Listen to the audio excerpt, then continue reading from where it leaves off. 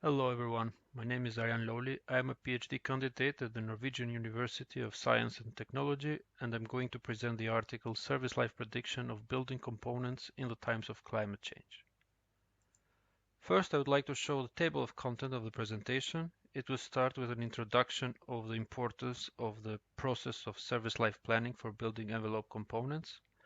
Later, it will be given a description of the main methods which can be applied for the service life planning, and the proposal of the factor method with a special focus on historic buildings through the introduction of subfactors.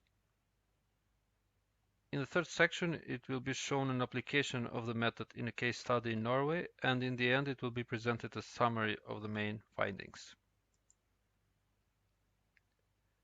The layers of the buildings, according to Brand, are 6, and they all start with the letter S, which is site, structure, skin, services, space plan, and stuff. And all these layers have different life duration, which varies from eternity for the site to a couple of days or months for the stuff, which it encompasses the furniture. And because these layers have different rate of change, a building will always tear itself apart.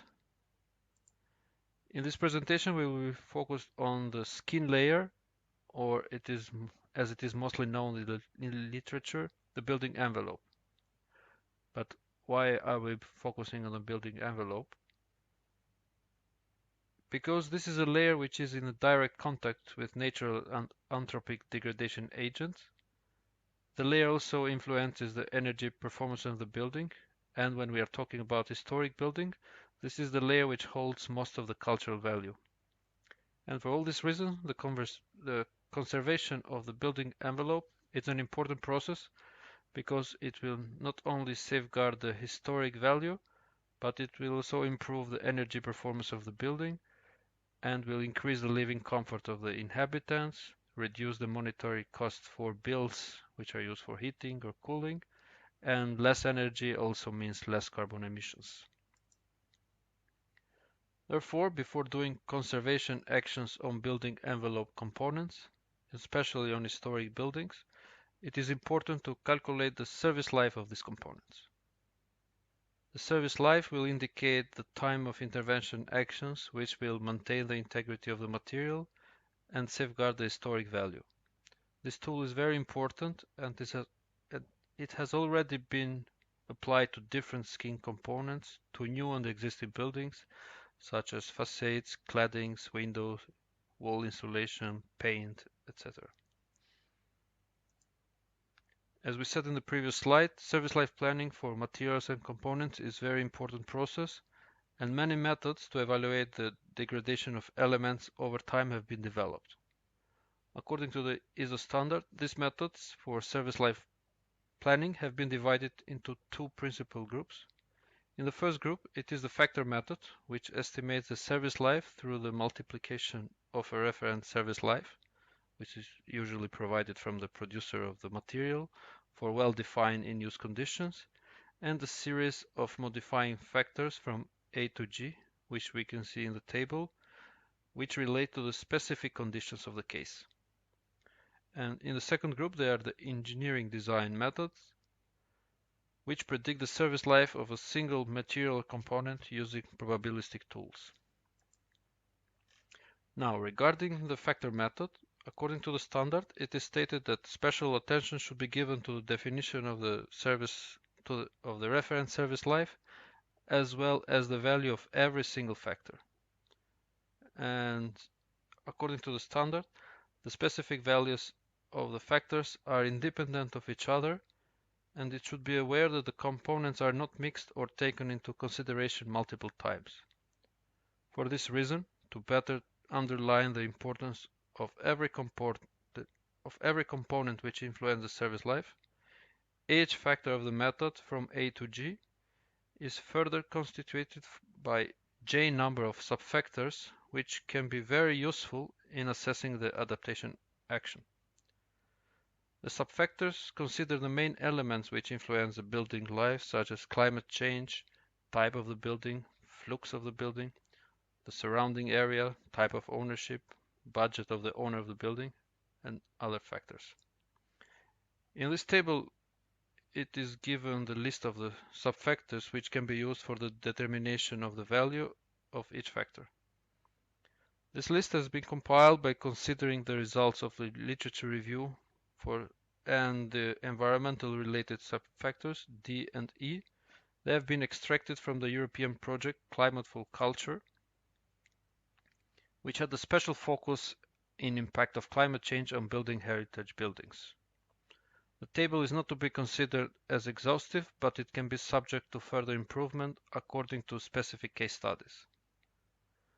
This list can also be applied to new buildings by considering the subfactors in italic, or it can also be adapted according to the material of the component by selecting deterioration variables of the material, for example, wood, stone, masonry, and other. Now this modified factor method has been applied to a case study in Norway. The building case study is situated in the Møllenberg area in the city of Trondheim. It has a class of protection of level B according to the historic value classification system, which means that the intervention works are recommended to be applied from inside in order to hold the original value of the external facade. The external wall, which is given in the corner, is built of wooden material and it's a typical log construction. It has an additional insulation layer of 50 mm which has been added in the 80s. And for each of the subfactors which we presented in the previously, the experts have defined three values: the minimum, the mean and maximum value, and the type of the distribution of each value. And the environmental values for factors D and E are calculated by considering the projections of the climate in the far future, which means from 2070 to 2100, according to the project. The reference service life of the entire component is considered 50 years. Now, for each of subfactors, 3 percentiles are calculated according to the recommendation of the standard: 5%, 50%, and 95%. The multiplication of the values of every subfactors with the reference service lives gives the estimated service life, which for the wall component is 62.7 years, and the standard deviation is 8.6 years.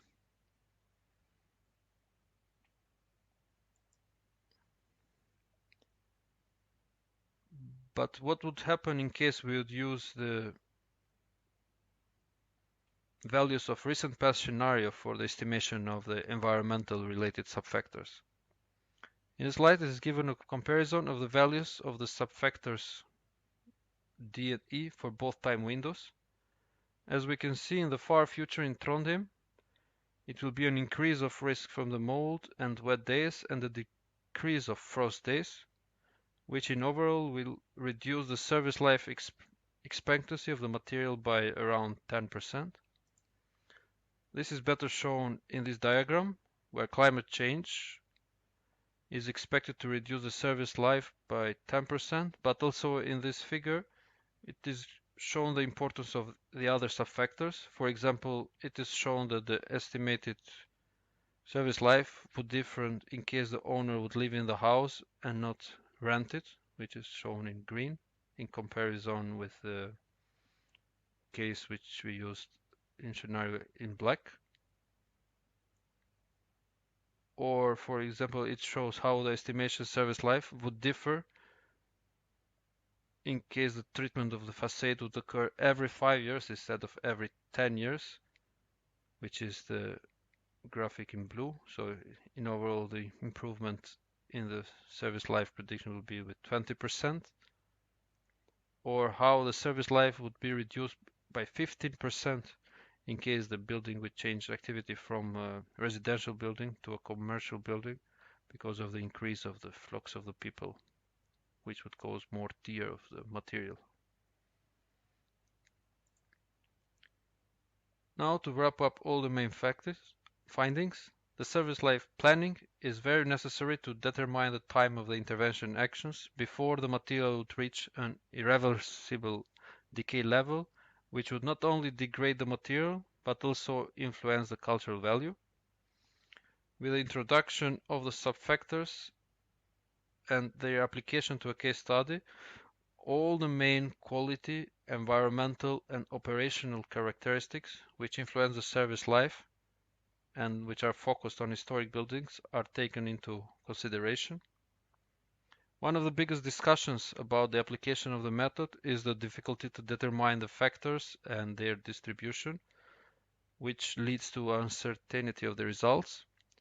However, when applying the same method to a large built environment, it can be recognized the components which are in a higher risk of degradation than the others, although the value of the estimated service life may not be accurate in an absolute sense.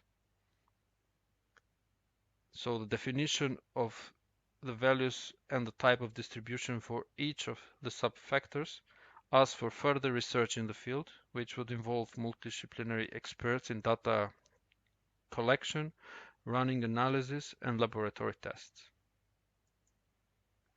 Thank you for your kind attention, and if you have any question or comment regarding the presentation, please contact me at my email address. Thank you.